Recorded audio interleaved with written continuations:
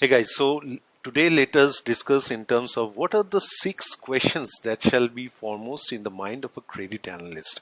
I am not sure whether you know who is a credit analyst in the first place. Let me take you through it in just few words. So basically, when say a company is looking for finance and they go to say a bank or a NBFC, okay, the set of people who actually apprise in terms of whether they should be extending the finance to this company. So there is an appraisal process that goes right, and so there is an individual who actually collates all these pieces of information, does the analysis, and place the report maybe to the senior officials over there, or maybe to the risk management department, right? So this is basically the set of guys who actually goes through all the analysis in terms of giving a first level of reading and think through as to whether the company should be funded, right? So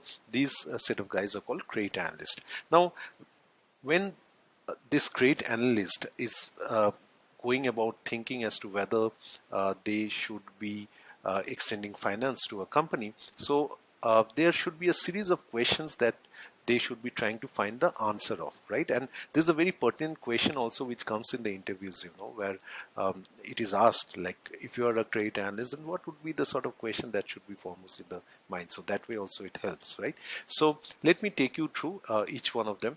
So the first question is how to get back the money. That's a very, very basic question, right? So if as a organization, the bank or the NBFC is extending finance to that particular company, then obviously they should get a clarity as to how they will be getting back the money. So for that, they should be they would require to understand what are the plans of that particular company, how they're going to get the business running in the future, so that they get to be assured that these guys would be able to pay back the money. So this is the first one.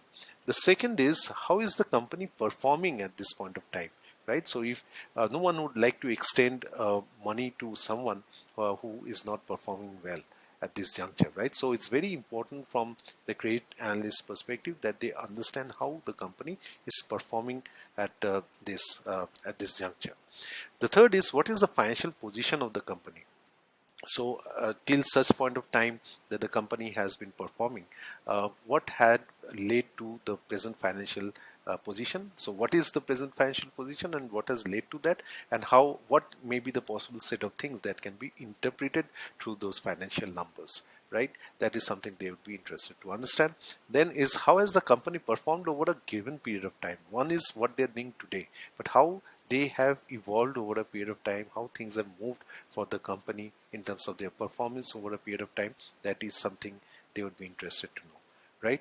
Then what has been the sources and uses of cash or funds over a given period of time, because they would like to know as to how they have managed the cash, how they have managed the funds over a period of time, right? That would give a level of confidence that these guys really have taken good care of the funds that has been extended, right?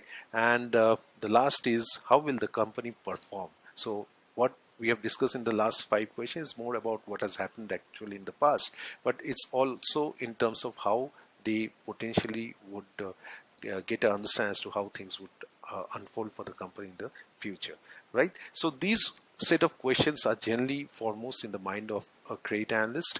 I hope this add some value to you, because this thought process is not only, though I'm explaining in context of credit analyst, but any person who is looking forward to analyze any company, these obviously should be the set of questions that should be foremost in the mind of an individual as an analyst, right? So guys, if it really adds value to you, please like, share, comment, subscribe, and you find the link in the description section, which would have the links to all the social media handles and channels.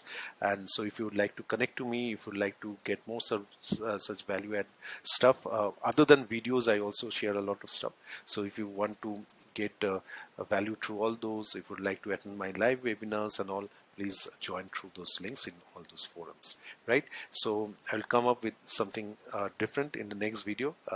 Obviously, it would be a function of what level of sort of a response I'm getting from all these videos that I'm placing across.